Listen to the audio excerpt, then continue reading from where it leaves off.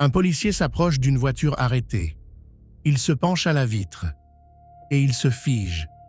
Le conducteur, ivre au volant, c'est son propre patron, son supérieur, celui qui décide de sa carrière.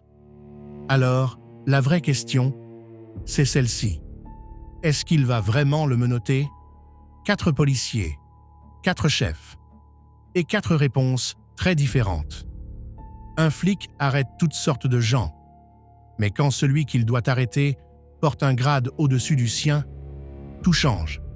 Sa carrière est en jeu, sa promotion, son quotidien au commissariat.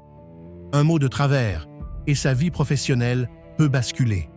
Alors, dans ces 4 affaires, filmées par les caméras piétons, une seule chose est vraiment testée. Pas la loi, l'intégrité. Et vous allez voir, tous ne réagissent pas de la même façon.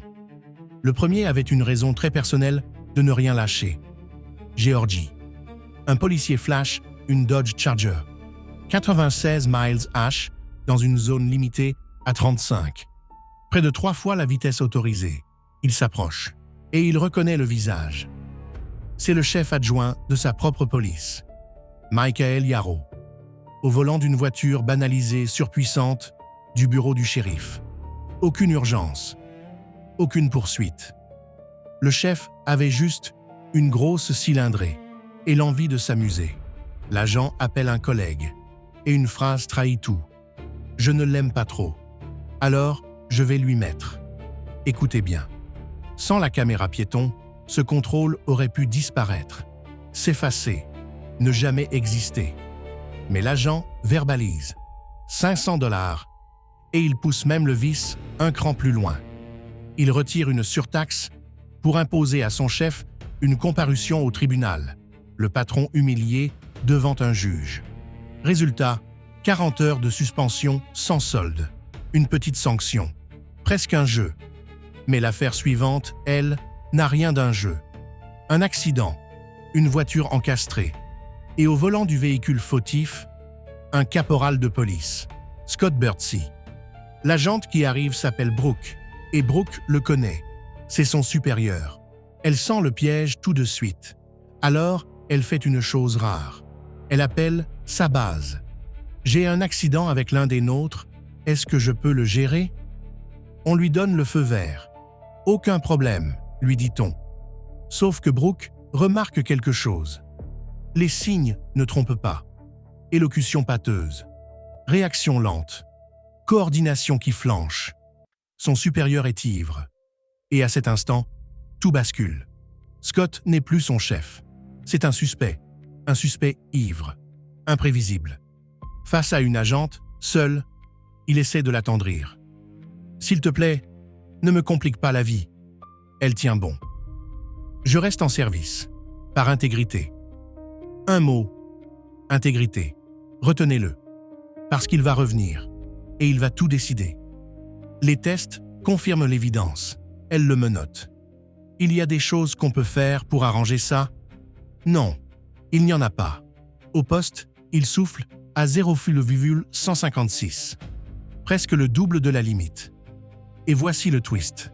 Le flic délinquant écope d'une peine plus lourde que la plupart. Amende, travaux d'intérêt général, permis suspendu, poursuite au civil. Et un accord de la dernière chance. Un faux pas de plus, et c'est fini. C'est exactement comme ça qu'une telle affaire devrait se terminer. Mais attendez de voir la suivante. Parce que là, le système va craquer. Nouveau-Mexique. Un policier arrête un pick-up.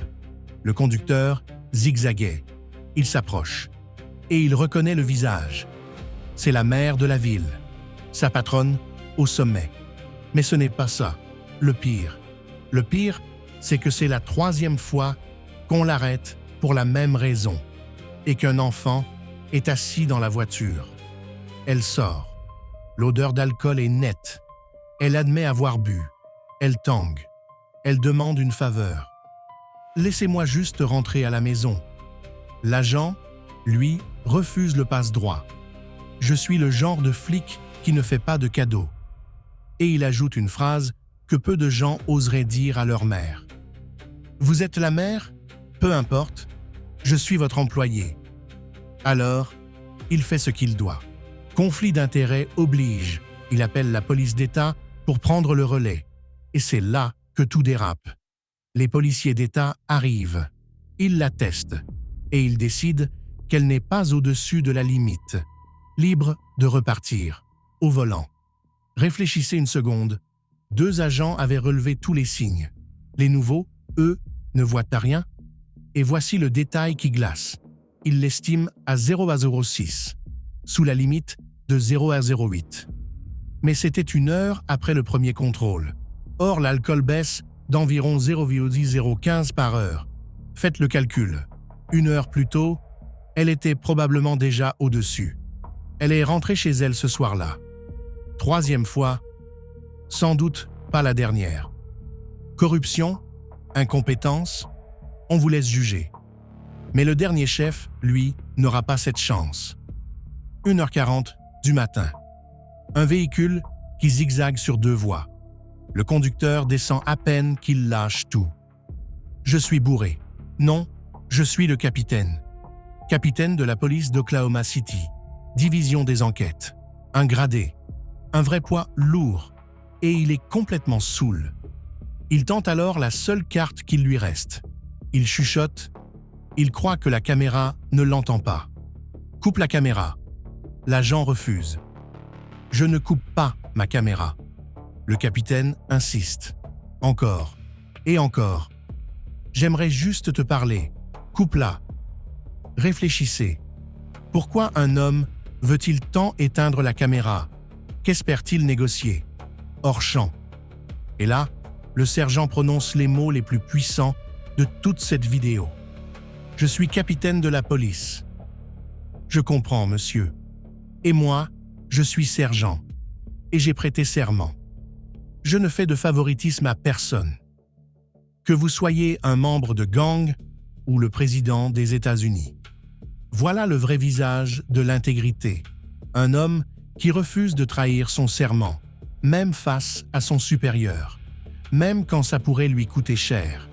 Les tests s'enchaînent. L'équilibre. La marche talon-pointe. Le capitaine échoue. Main dans le dos. Je peux te parler? Main dans le dos, monsieur. Ce n'est qu'une fois l'arrestation terminée que l'agent coupe enfin sa caméra. Le capitaine est ramené au poste, suspendu, et frappé des mêmes sanctions que n'importe qui. 4 policiers, 4 chefs, un seul et même dilemme. 3 ont choisi la loi. Un système, lui, a choisi de fermer les yeux. Et c'est ça, la vraie question de cette vidéo. Le badge protège-t-il vraiment tout le monde de la même façon? Ou certains, tout en haut, restent-ils intouchables? La mère est rentrée chez elle. 3 fois arrêtée, jamais inquiétée. Le capitaine, lui, a été menotté par un sergent inflexible. Alors dites-moi en commentaire. Si vous étiez ce policier, seul face à votre patron ivre, auriez-vous eu le courage de sortir les menottes? Et combien de ces contrôles, sans caméra piéton, n'auraient tout simplement jamais existé?